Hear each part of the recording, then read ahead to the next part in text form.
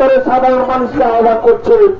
বন্ধুগণ, ভোট আসে ভোট যায়, 1-1.5 বছর অন্তর অন্তর ভোটের উৎসব হয়, কিন্তু মানুষের সমস্যা থেকে যায়।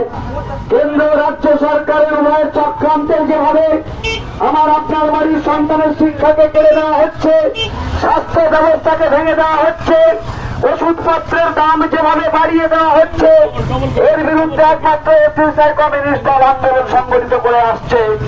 যেভাবে স্মার্ট মিটারের নামে স্মার্ট চুরির প্রকল্প চালু হচ্ছে, এর বিরুদ্ধে কালোবাজারি, সারের কালোবাজারি বন্ধের দাবিতে এসএসআই কমিউনিস্ট দল লড়াই আন্দোলন সংগঠিত করে আসছে। সেই লড়াইকে আরো সুসংগঠিত করার লক্ষ্যে এই অষ্টাদশ লোকসভা নির্বাচনে সর্বস্তরের সাধারণ মানুষকে আবেদন করছি।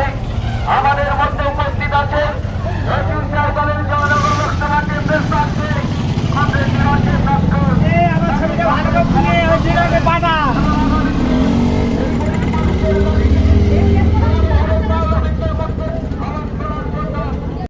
যুব নেতা কমরেড নিরঞ্জন নস্কর আপনাদের মধ্যে উপস্থিত হয়েছেন। জয়নগর কেন্দ্রের প্রার্থী কমরেড নিরঞ্জন নস্করকে বিপুল ভোটে জয়যুক্ত করার জন্য আমরা আবেদন করছি। এটা অঞ্চলের সকলের পরিচিত, সকলের প্রিয়মান গরিব মানুষের দল এসএসআই কমিউনিস্ট দল। এবং সারা বছরব্যাপী নিরঞ্জন নস্কর বিজেপির যে ঘনিষ্ঠ ষড়যন্ত্র, যার দ্বারা মানুষের ঐক্যকে নষ্ট করে দিতে চায়, একদিকে ডাকাতি নীতি, শোষণ নীতি, অন্যদিকে রাজ্যের চুরি দুর্নীতি, এগুলো সরকারের চুরি দুর্নীতির বিরুদ্ধে ডাকাতি।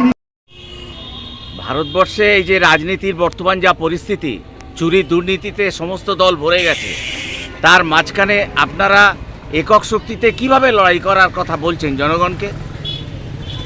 আমাদের লড়াইয়ের শক্তি মার্ক্সবাদ, লেনিনবাদ, কমরেড শিবদাস ঘোষের বৈপ্লবিক চিন্তাধারা। আমাদের আদর্শ সমাজ বদলের, এই পুঁজিবাদী সমাজ ব্যবস্থাকে বদলে সমাজতান্ত্রিক সমাজ ব্যবস্থাকে রূপান্তরিত করার লক্ষ্য নিয়ে আমাদের লড়াই। আমরা গণ আন্দোলনের পার্টি। কেন্দ্র রাজ্যের জনবিরোধী নীতির বিরুদ্ধে আমরা লড়াই করছি। সেই লড়াইয়ের অঙ্গ হিসাবে আমরা ভোটকে দেখি। ভোট সর্বস্ব রাজনীতি আমরা করি না। সেই জনগণের প্রতিনিধি, গরিব মানুষের প্রতিনিধি যাতে পার্লামেন্টে যেতে পারে, সেই লক্ষ্য নিয়ে গণ আন্দোলনের দৃষ্টিভঙ্গি নিয়ে আমরা এই ভোটে লড়ছি।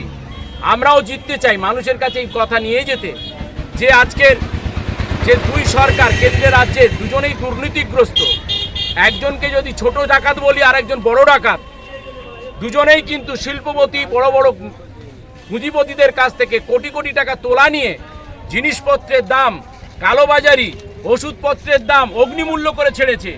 সব টাকা উসুল করছে এখান থেকেই, যে কারণে আজকে পশ্চিমবাংলায় আলুর দাম 30 টাকা কেজি। এটা ভাবাই যায় না। একই সঙ্গে ওষুধের দাম 25% বাড়িয়েছে কেন্দ্রীয় সরকারের নীতি অনুযায়ী।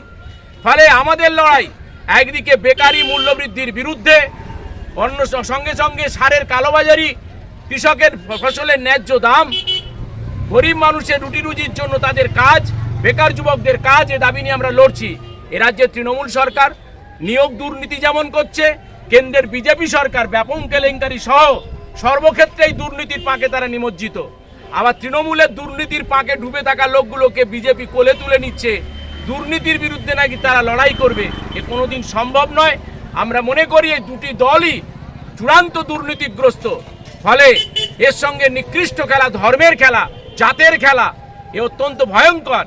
এর বিরুদ্ধে ছিলেন সুভাষচন্দ্র বসু, সারা দেশের নবজাগরণের সকল মানুষ, রবীন্দ্রনাথ থেকে শুরু করে শরৎচন্দ্র, নজরুল। আমরা সেই ধারাবাহিকতায় লড়াই লড়ছি। এই আবেদন আমরা করছি মানুষের কাছে যে আমাদেরকে এই ভোটটা দিন, গণ আন্দোলনের শক্তিকে শক্তিশালী করুন। আপনার পরিচয়? নিরঞ্জন নস্কর, এসএসআই দলের মনোনীত জয়নগর কেন্দ্রের প্রার্থী।